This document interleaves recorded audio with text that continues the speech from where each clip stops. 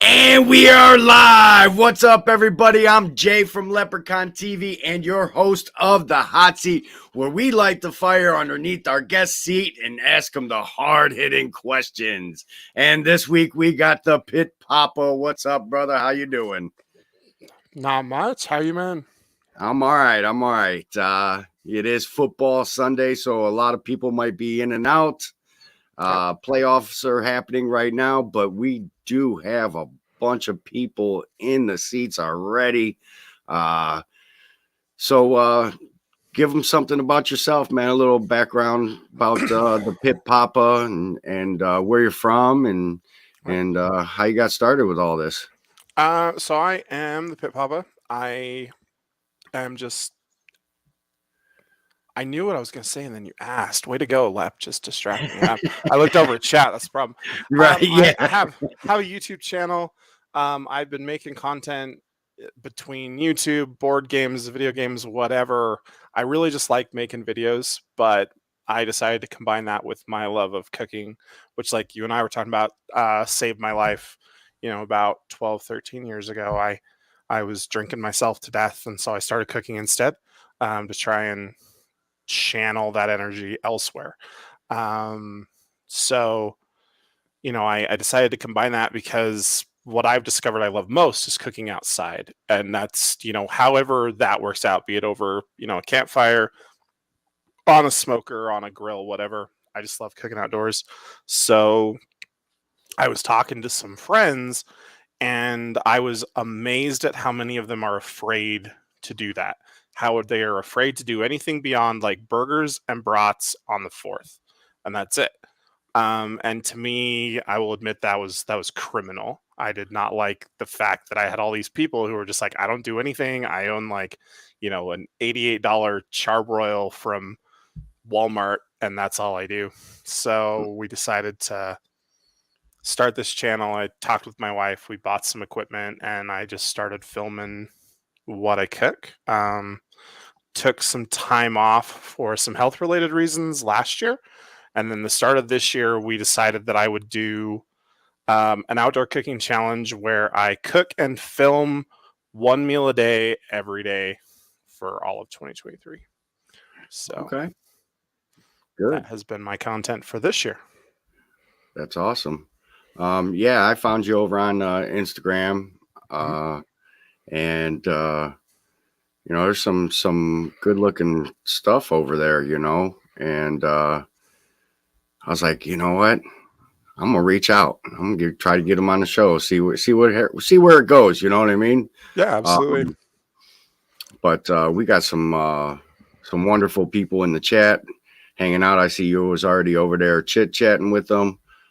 This is RXTX barbecue that when I was telling you about with the question, the big barbecue community question right now, what makes you a pit master? Okay. We talked about that briefly off air here pre-show, and you had a good answer to that one, so yeah, go ahead. So the thing about the term pitmaster term to me is kind of a sketchy term. I even look at people who are incredibly talented in the barbecue sphere, like, celebrities of barbecue.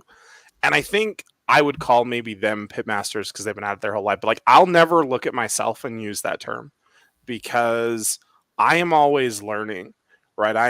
Everything I do is 100% self-taught or I learned it from TV. There's a lot of guys who do this who are, they're professionally trained. They went to school, they did whatever, and then they decided to turn toward barbecue and outdoor cooking. Everything that I do, I either am making up as I go, I saw on TV and I decided to emulate, or I have read in a recipe book or on a blog, and then I decide to tweak to hit my style. So for me, it's all about learning. And I think everyone's always learning stuff, right? Like you look at guys, like, for example, one of the guys that I'm a huge fan of for outdoor cooking is like Francis Mallman. And he'll tell you all the time, like he's still learning and he's been cooking since he was like 16 and he cooks every day professionally. So, I don't necessarily know that I think there is such a thing as a pitmaster. I think that we're all just people learning all the time. Right. And that's the thing is like you were talking about, fire, there's different ways of getting the heat involved for cooking, Yeah. um some And you're people. never in charge of that. Like I think that's the Right. big thing is like to me the term mastery is so specific. And the reality is, fire is primal and it's elemental, and you can do everything that you can to keep it under control. But the reality is, it will always mess with you. It always has that ability because it's a living thing. Mhm. It may not have a pulse, but it's this equally living primal thing. And I think that because of that, I don't think you can master fire. I think you can work with fire. I think that you can form a partnership with fire the same way, like I will never sit here and say that I have mastered my marriage. And the reality is cooking, especially with fire and cooking outside, is like a marriage.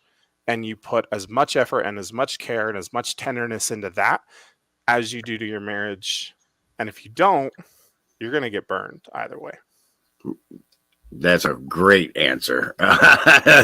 Randy could really appreciate that one. And there's so many variables when you're cooking outside. You got the Mm-hmm. weather, you know, different parts of the world have, you know, um, you know, um, forecast. You know what I mean? Like Yeah. over there in the UK, we got a lot of UK following and barbecue from over there, and it's always raining, Mm-hmm. always.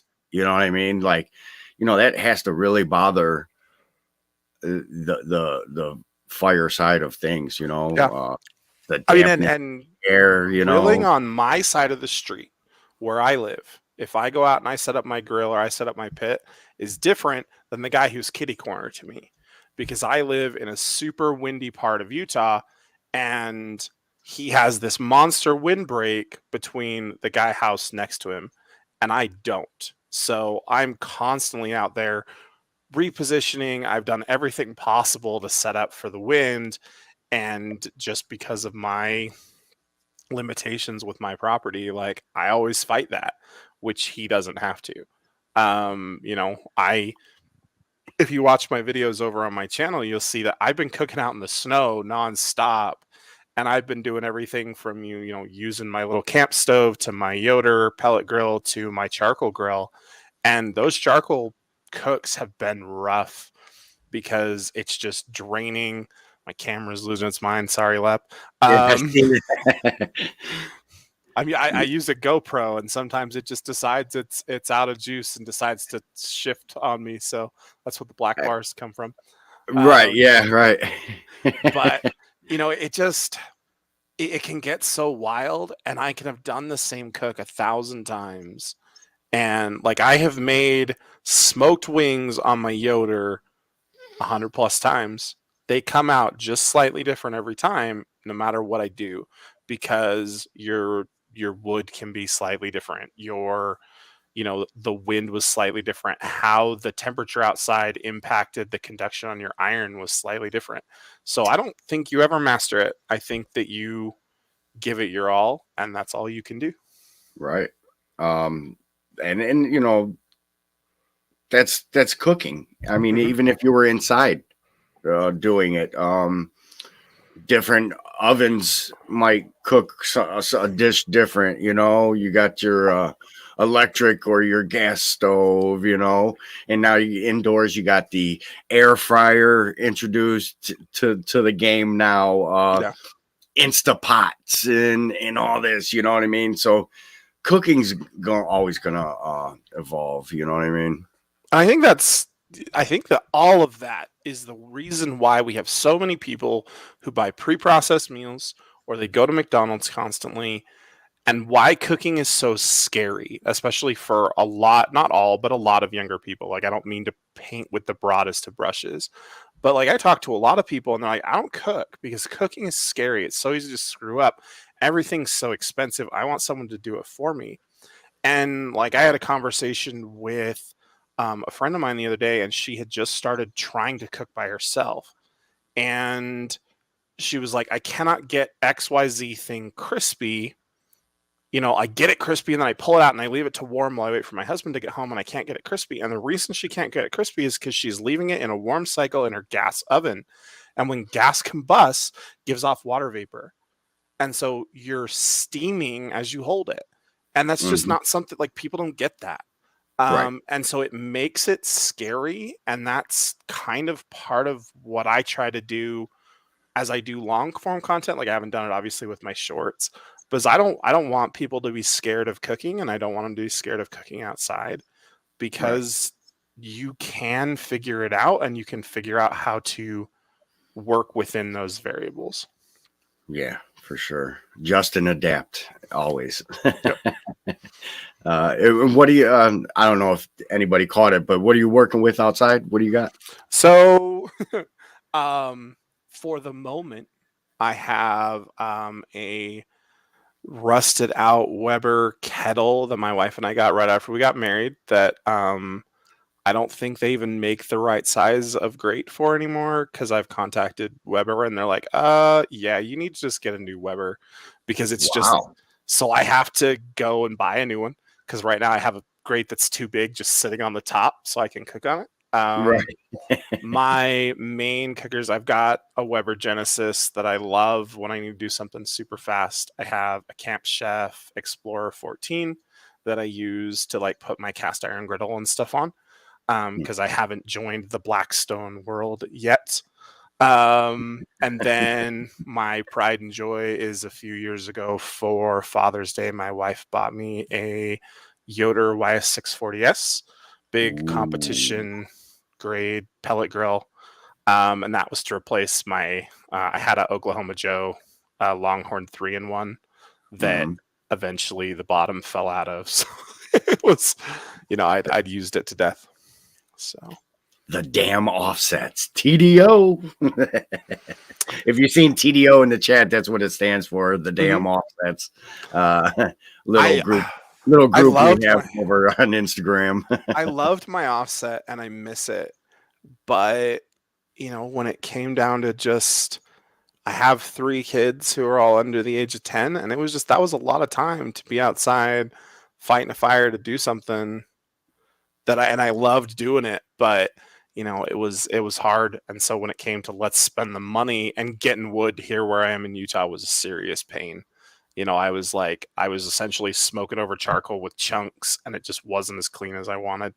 So I went pellet, and that comes with its own pitfalls. Yeah, right. Yeah, that's for another show. So, do you follow Smoking Joe's Pit Barbecue? I think so. Yeah, Yeah.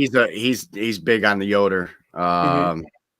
Yeah, that's first place I seen one. I've never seen one live in action, so yet to maybe when I make it down to Texas for the Houston livestock and rodeo, maybe somebody will be using So you one can and I'll see be able to one. check it out. Yeah, I had a Traeger, and I nothing well, I can't say nothing negative about Traegers. I got a lot of negative things to say about Traegers. But everyone and their dog has a Traeger, right? You can look out your back porch and see 80, 90 Traegers. But I got a Traeger at Costco, and within 3 months, the heat regulator failed. So I took it back and I brought one in. And I got because Costco's return policy, whatever, grabbed another Mhm. one. Within 30 more days, this one caught on fire because the heat regulator failed. And Wow. then got another one, came back. This one caught on fire because this time the auger controller failed and just kept pumping no matter what the temp was. So I finally said, I'm done. And when my Yoder showed up and I went to assemble my Yoder, the complete difference in material quality, in heat retention, in just electronics quality on the inside was night and day. And so anytime anybody comes to me and says, "Hey, I'm thinking about getting a pellet grill," I'm like, avoid Traeger. which I feel Right. bad because they're the big name. But like Right. I have had nothing but negative experiences. My neighbors had nothing but negative experiences, and my cousin just keeps abusing that Costco return policy, and he's on like his 6th or 7th one because they just keep failing. Hmm. So, you can get an Oklahoma Joe that does it. You can get a Camp Chef that does it. You can spend a lot more money and get a Yoder, but you can do the gig without the romanticized name. Question from Chuck at Niners Nation. Pip Papa, what is your thoughts on the Yoder oven out now? On the Yoder oven, like the pizza oven, like attachment that you can put over the fire. That's probably I what you're. I don't have one yet. I want one really bad. I have talked with a couple of people who've used it and they love it. But I haven't had the opportunity to grab it because it's a little bit outside of that price range that I can experiment on. Mhm. But they look amazing. Like, if I can keep my wife happy by not building a pizza oven in my backyard, then that might be worth it. Right.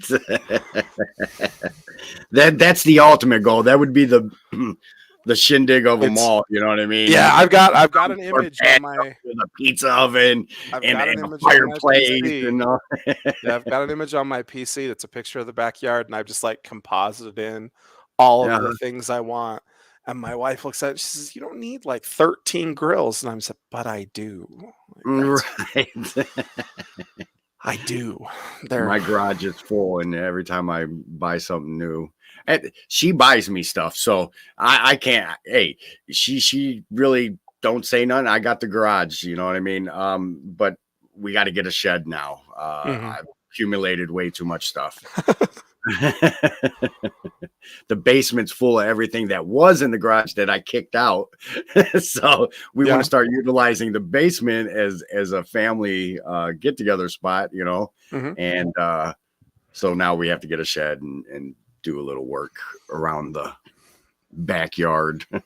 Yeah, that's where mine was. It was all in the backyard for a while, and then she was like, invest in we're just going to invest in all the all-weather covers, and you're just going to be super, super attentive about getting them out there and keeping them covered Mhm. and making sure that they stay Yeah. in shape. So that's what we do now. Um. So this was last week's guest, Tiger McCool Barbecue Company and Fire Cups. Mm-hmm. Have you heard of them? Last week when I watched the episode. Okay. Okay. All right. Yeah.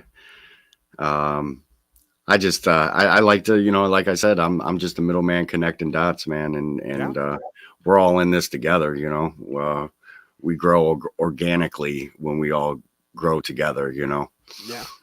support each other, and any of our business, I got a stuff in the works myself, Mm-hmm. but is there merch out there? You got merch?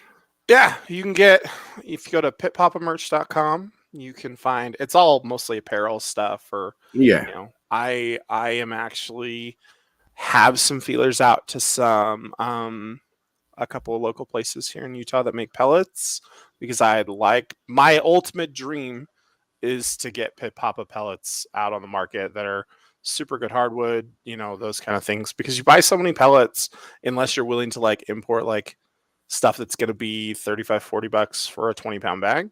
They're Hmm. crap. They generate so much ash. They don't burn even. And as someone who uses a pellet grill as much as I do, and who thinks, despite some of the overwhelming anti-easy bake oven sentiment that can be in the barbecue community, that I think they're a great entry point for people who want to learn to cook outside. Yes. I would like a more quality, affordable option that can maybe be found the west side of the US, because I know a lot of the really good pellets come over from the Midwest, and that makes them really expensive out here to Okay. get your hands on. Well, that's great. You know what I mean? If that'll uh, make it, obviously you're gonna have to get with different companies and stuff. Yeah, You know. yeah. There's a lot of cogs there. It's not like Yeah. tomorrow they're gonna be on the shelf, right? But that's the Right here, Anthony says buy a hammer mill and a pellet press, $7K, and you're making pellets. Yep. Yeah, if I had the space, I'd just do them from home. But there's a couple of places out here that they do the stuff that's just furnace grade, but like they have the ability if you change up the wood. And so there's a couple of guys that I've been talking to, but that's slow roll for those conversations. Yeah, we got your link being dropped now. Okay. He's also on Instagram. Yep, you can find me on Instagram. You can find me on TikTok. All just the Pit Papa everywhere. And then again, if you want cool shirts like this shirt or tumblers or stuff, it's Pit Papa merch. But right on. My buddy, Mr. Mega Fred Zeppelin, is not in here right now, but I still will ask his question. When you're outside cooking, what is on the radio? That depends on the day, to be honest. It's 100% dependent on the day, and it depends on how long I'm going to be out there. If I'm going to be out there for a long day and you're doing a long, slow, stressful cook, this is going to be one of those off-the-wall answers. It's probably going to get me laughed at, but I'm putting on the soundtrack that Daft Punk did for Tron Legacy, and that's just going to cover me for the day. It just zens me out, so I can be out there and stay focused. If I'm going short, it's just whatever rock playlist is gonna hit. And then if I'm doing a tri-tip, which is probably my favorite thing to do these days, if I'm smoking a tri-tip, then I'm gonna probably have some mid-90s country on. But that's really the only time that's gonna play for me is if I'm doing tri-tip for whatever reason. So country for tri-tip. Country for tri-tip. Anything long, it's gonna be Daft Punk, and anything short, it's gonna be hard rock to carry me through. So right on. Good answer. I like it. Oh, that's funny. You get so many different answers with that For question. sure. You know what I mean? I mean, everybody's got some kind of off the wall music that they like, you know. And it depends on the day. Like a gloomy day, it could change that radio station real quick, you know. A hot sunny day could change it, you know. It just, the weather predicts the music for me, that's for sure. Yeah, for sure. Well, and it's interesting because you know I have a friend and she cooks professionally in a restaurant here in Salt Lake, and she runs a radio in her kitchen, and that's not as common from what she was telling me, at least here in Salt Lake. And she says, you know, to her, the music seasons the food just as much as she does, which I think is a wild superstition, but I like it. Right? I'm a fan of the statement. Right. I got your Instagram pulled up, and we're gonna take a little gander through and show some of the people some of your wonderful work. Oh my Lord, I started drooling just going through it today. All right, so let's see. Let me see if I could do this. Go big screen, get rid of us. And the food's prettier to look at than we are, that's for sure. Yeah. So you got some videos to some of these, but a lot of them are pictures. Yep. Yeah, and a lot of these early ones are going to be from my year-long outdoor cooking challenge. Yeah. So to tell us about that, that's really where I found you and started following you. I think you came across the or shorts or a reel. I don't know which one it was. And I'm like, probably reels. Guy doing out there freezing? And you stayed outside the whole time, correct? Yeah, I do. So like today, for example, we were supposed to have my brothers over for his birthday, but the weather prevented it. But I'm outside making Texas style sheet cake brownies in the snow. The only exception is I didn't do the frosting outside because you can't get the butter and the cream cheese to do the right thing, Right. because of the temperature. But yeah, I've been, you know, it just, I know there's a ton of people who cook outside, but it wasn't something that I had heard or seen on YouTube or on Instagram or TikTok. Somebody who just made the decision that come rain, come snow, come hail, come whatever, you're going to be outside 365 days in a year and do at least one meal a day. And that's what I have done. So I have every single day all year, I've been outside cooking something. And it has done, one of my favorite things in the world is wings, on the smoker. And I've gone to brunch places with friends before and I order wings at like 10 a.m. and these servers will give you weird looks. Your friends will give you weird looks. So I decided to start the year by figuring out breakfast wings. So New Year's Day, I was out there bright and early, fired up my pellet grill, smoked up the wings, and did like a maple orange glaze for them. And I tossed them in bacon fat to get them crisp at the end. Heated that bacon fat up, and so you got the whole chicken, bacon, maple, orange juice flavor all in one bite, and it was amazing. It's probably one of the best things I've ever cooked, to be honest. And then it's been anything else that I want to do. It's I really love quiche.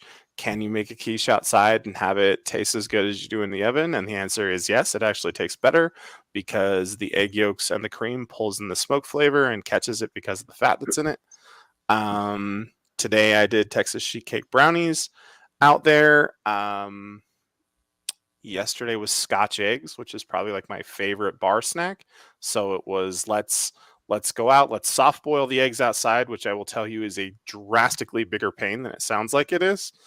And then let's meat them, bread them, and fry them outside, and then do it all out there. So that was everything. It has gotten slightly warmer up until today, but like those breakfast wings, I think I was out there in like 16-degree weather while it was snowing when I was doing wings. Wow. That's crazy. And I'm sure that temperature really bothered a lot. You know what I mean? Yep. And I was trying to be funny in those early reels. I have since, like, as I learn how to do it and I learn how to condense it down to the YouTube minute that shorts are, you only have 60 seconds. So you got to value every bit of that space. In that first one, I just walked out and just fell back into like the 2.5 feet of snow and started making a snow angel just right in the middle of the cook because it was funny and it was for the bit. I've toned that down because I had a cold for like 3 days after that. So it was, let's tone down some of the being silly. Right. That's crazy. Yeah, like right now here in Cleveland, it's raining. Been cold and snowy all week, and now it just made it above 32. That turned it to rain.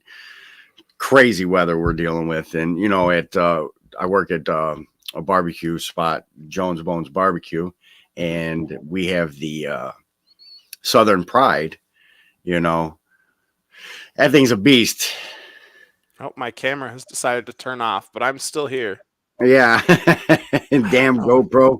Which one do you have? 7, a Hero 7. So it's older, but I think it's overheated. So give me 1 second. I can flop cameras, but I'm here and talking. I just have to plug in a different one really quick. My wife started her master's degree, and so she took the only actual webcam up to her office because she's not allowed to have some of the fancier nonsense as part of the program. So I am on whatever I can make function. So that's the problem. So we'll get this plugged in. Uncle Steve wants me to mention that I will be in Houston at the Houston Livestock and Rodeo with him in his VIP tent for the days of February 23rd, 24th, and 25th. For anybody in that area, we could hook up, link up, and we got some plans to go to dinner Wednesday night, so we'll be out and about on the town also. Hobo Nickel Barbecue says, I like this guy. He actually knows what the fuck he's talking about and gives a why and how does what he does. You won't see him rubbing meat and then putting it in the freezer. No. Oh, No.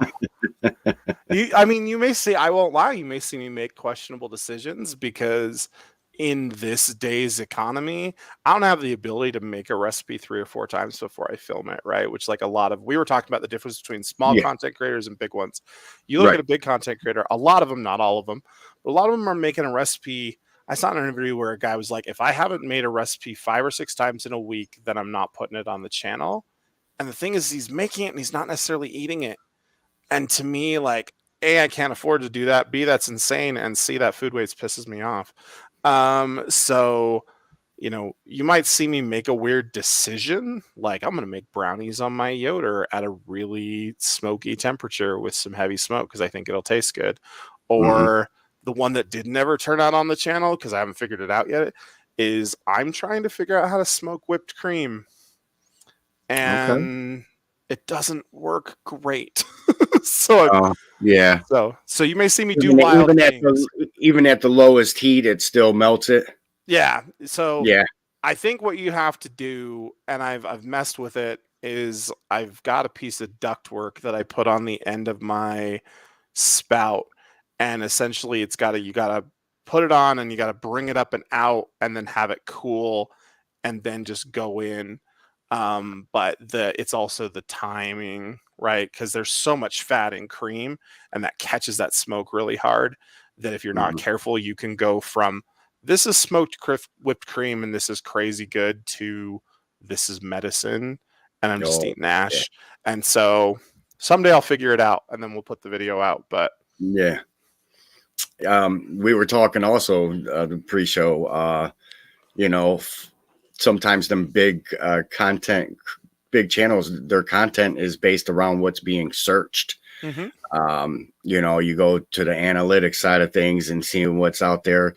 Obviously around holidays, you get, one that's coming up March 17th, St. Patrick's Day. So you're going to get all kinds of corned beef videos, you know what I mean? And stuff like that. And you would mention the smoked brie. That was the one where I had a cook fall through, quite literally fall through. I dropped the meat and it landed on my super icy dirty deck from where my dogs run out to go to the bathroom. So I was like, well, can't use that. And I was like, I have a brie and I see this everywhere. I have no idea what I'm doing. This seems dumb, but let's try it. And then it's my #1 viewed short. And all I did was smoke brie and put, make homemade hot honey and put it on and top it with some walnuts. And I was like, cool. All right. I put no thought into that. And now it was a little bit of a frustrating day, but it worked out. To Ski Girly, yes, you can smoke the heavy cream. That's where it gets rough. Is if you she asked the question, can you smoke heavy cream and make your own? And you can, but that's where you have to be super, super cautious. Is if you go too long, it gets medicinal. If you go too short, you don't have any smoke flavor. If you're too close to the heat source, then you're caramelizing your cream and that's going to break it down so it doesn't whip as well as you want it to. So it's not going to hold its structure. So you've got to find the balance. And that's what I have been experimenting with for as much as I can convince my wife that I want to essentially throw away cream to figure it out. So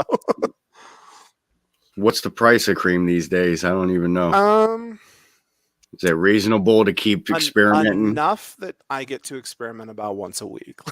Okay. Okay. All right. I get to do with the big thing of cream. I can usually do like 2 or 3 batches. So I get about 2 or 3 practice attempts. But the other part is I also really love whipped cream, and we do waffles pretty consistently. So I have to save like half for waffles. Hmm. Because that's why I want to figure it out. Whipped cream's like in the pantheon of my top 5 favorite foods. It's right up there with wings and tri-tip and smoked turkey. Right on. I haven't seen anything, but did you jump on the Nashville Hot with the wings? No, I have not. I I can handle some spice, but I've also had the pass out at a Buffalo Wild Wings trying to do the challenge, and so Hmm. I know my limits. Okay. And so as many views as you might get watching me make myself pass out on YouTube, I think that it would also probably cause problems for my channel. So uh, I met this guy through another barbecue local spot, and they call it Industry Days, Mhm. and he works for Pork Mafia. He's the owner of Pork Mafia, and they have a Nashville heat seasoning. Mhm. And man, I'm in love with it. I did a burger. Did fries, chicken wings, like anything that Nashville hot could be incorporated into. I did it. Yeah. Uh, So is it so I guess the question is my issue with when you put heat into things is you got to make sure it has flavor at the same time, and I yes, think it that's has one of the flavor. things that Nashville Hot does Hmm. well is as long as Yeah, it's flavor, because you get so many of these people who are like, I'm making ghost pepper wings, and I'm like, but why? It doesn't taste like anything. It tastes like pain, and right. I don't want to pay money to eat pain. If that's your thing, then you do you. But Right. I just and so that was my question: is if with this Yeah, rub, does it have some flavor, or is it just hot? right. Yeah, for sure. I'm when it comes to heat, it better have some flavor, Hmm. or else I'm chucking it. And I'll be damned if I'm going like Buffalo Wild Wings and getting. Let me try the 911s. You know what I mean? Yeah, Just I bet they're good. No, they're not. I already they're- know they're. yeah. It's not. It's heat for the sake of heat, right? Which is, I Hmm. mean, if that's how you want to stroke your ego, like go for it. I'm do what makes you happy, right? That's my thing. Yeah. Right. Which, like we were talking about earlier, find the way to Hmm. be happy. But Right I think on. for Right me. on. So, what else you got going in the works? What's coming up for you? So we've done mostly January was all about, can we establish a routine of I've got a 3-year-old little boy, I've got 2 kids who are under 10 who are in school. My wife works from home full time. Can we get up a routine where I'm actually able to cook outside every day?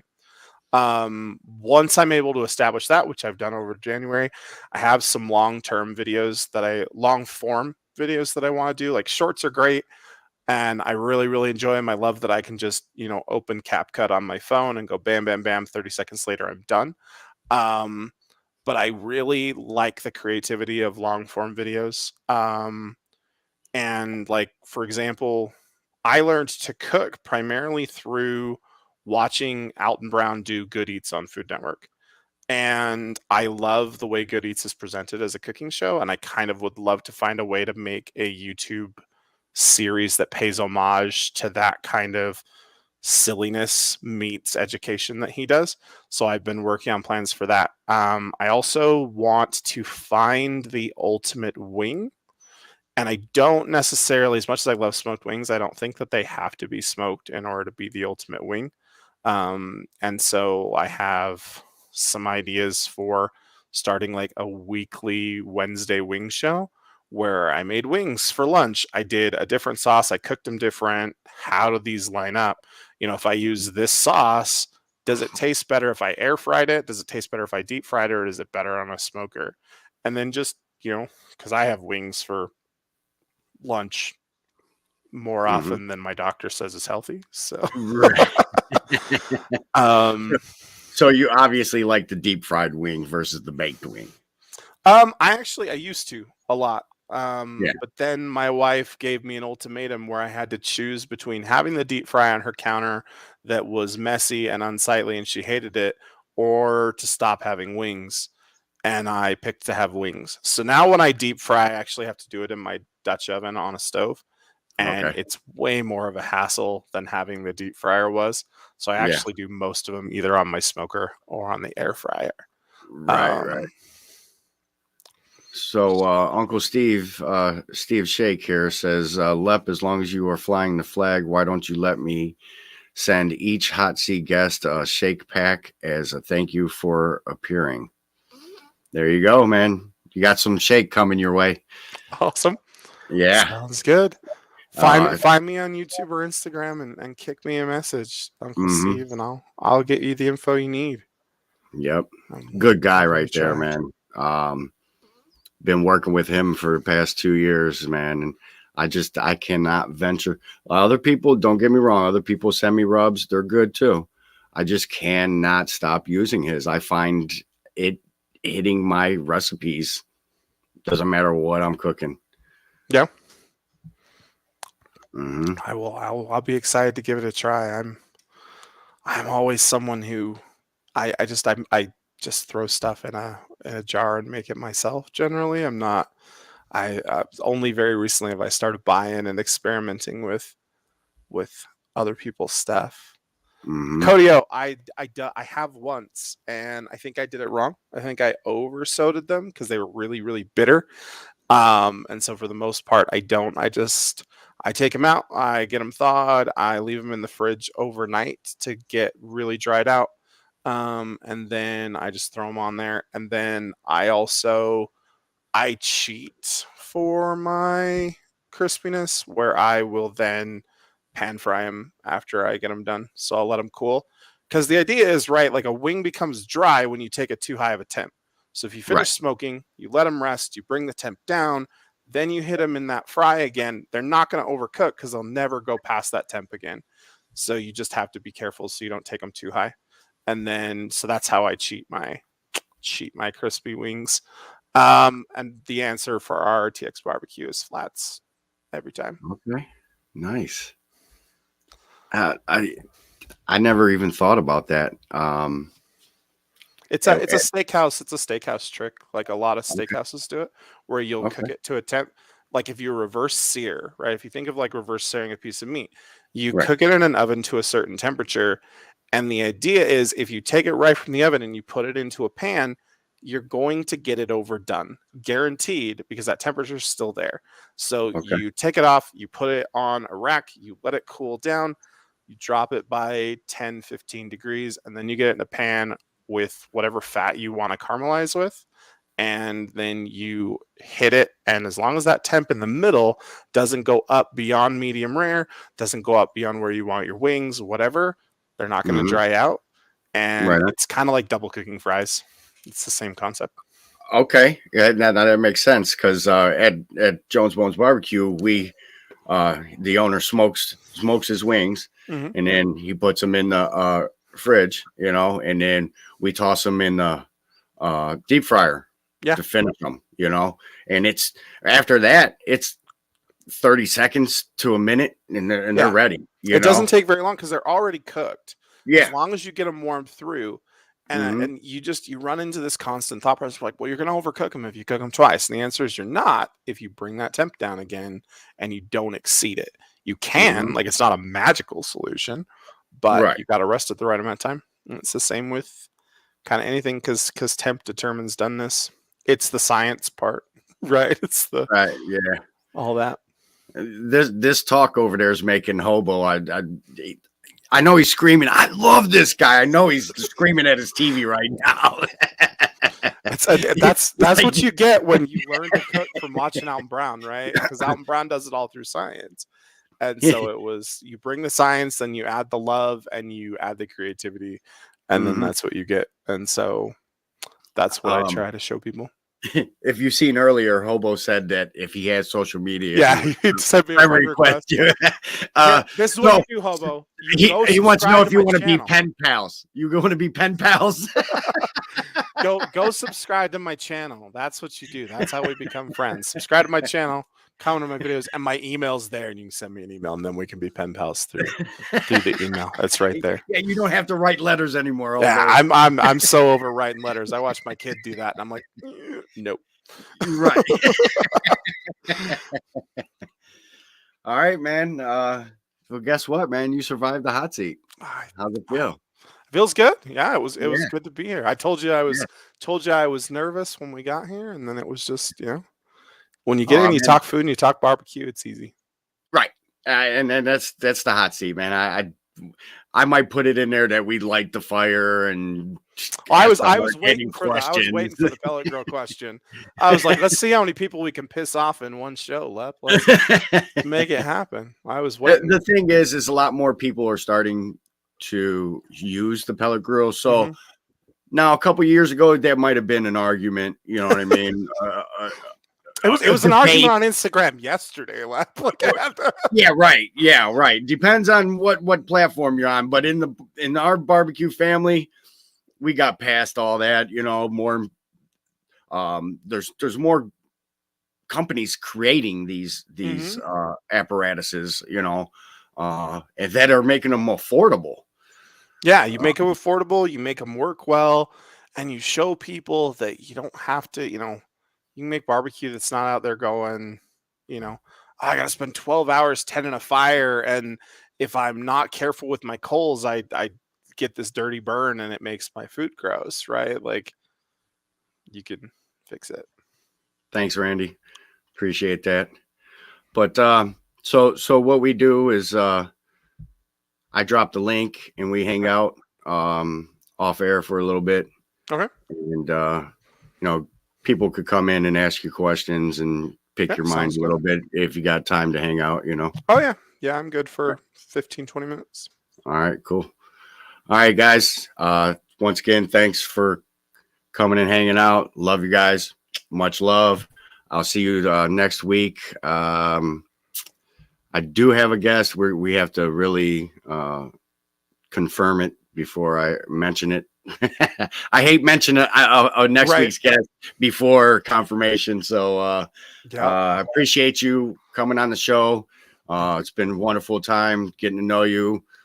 We could probably talk for hours. Yeah, for sure. I'll talk food with anybody for sure. Right on. And like we say on my channel, I'll see you outside. You heard it there. All right, guys.